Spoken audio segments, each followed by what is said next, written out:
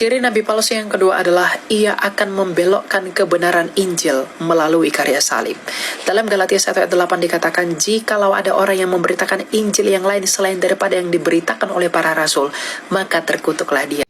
Kawan-kawan muslim yang kira-kira melihat video ini ya hati-hati ya, karena Galatia 1 ayat 8 itu bunyinya bukan seperti yang dia katakan. Saya bacakan ya, tetapi sekalipun kami atau seorang malaikat dari surga yang memberitakan kepada kamu suatu Injil yang berbeda dengan Injil yang telah kami beritakan kepadamu, maka terkutuklah dia ya. Itu bunyinya kami atau seorang malaikat dari surga. Hati-hati ya. Hati-hati dengan kalimat-kalimat yang dikacaukan sama dia, kemudian akan membentuk sebuah logical fallacy. Hati-hati, Galatia bukanlah Injil ya, akan tapi cuma surat-surat Paulus. Jadi jikalau ada ajaran atau nabi yang mengajarkan Yesus tidak mati, atau Yesus bukan Tuhan, Yesus bukan juru selamat, maka dia adalah nabi palsu. Karena Yesus harus mati untuk menggenapi nubuatan para nabi yang benar di perjanjian lama. Jadi kita tetap harus berhati-hati juga di kalimat yang kedua ini ya. Tidak ada hubungannya dengan kalimat dia yang pertama. Ini hanya kepentingan yang berbeda dari Galatia 1 ayat 8.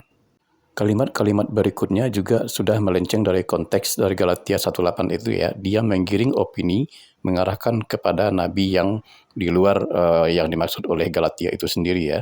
Sehingga orang-orang akan membentuk suatu persepsi ya bahwa yang dimaksud adalah nabi yang mengajarkan bahwa Yesus tidak mati. Soal mati atau tidak mati itu mungkin ada tanda Yunus ya yang di Matius 12:38-42 di sana ya Yesus mengaku dia tidak mati ya.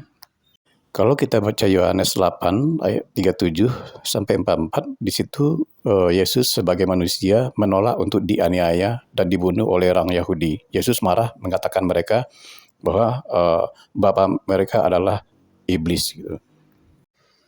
Apakah Yesaya 7:14 itu versi Yahudi meramalkan kedatangan Yesus? Ternyata tidak ya. Kalau versi Yahudi, ayat ini ditujukan kepada Raja Ahaz dari Yehuda ya pada masa krisis politik. Konteks sejarahnya mencakup ancaman dari kerajaan Aram dan Israel Utara. Tanda yang diberikan adalah untuk menguatkan Ahaz dalam menghadapi ancaman ini. Bukan masalah Yesus ya.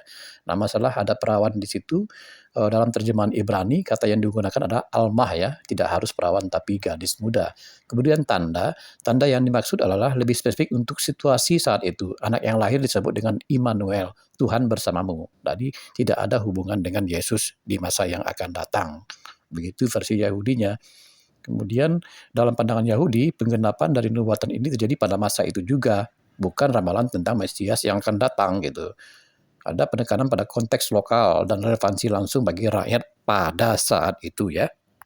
Mau mengemis juga ke Yesaya 53 sebagai nubuatan untuk Yesus juga nggak bisa ya, karena Yahudi menekankan pada konteks kolektif dan sejarah bangsa Israel. Hamba di sana adalah Israel ya, yang menderita mereka sebagian penderitaan mereka itu sebagai bagian dari rencana Tuhan gitu untuk keselamatan dan pemulihan mereka gitu. Ini berfokus kepada identitas mereka sebagai bangsa.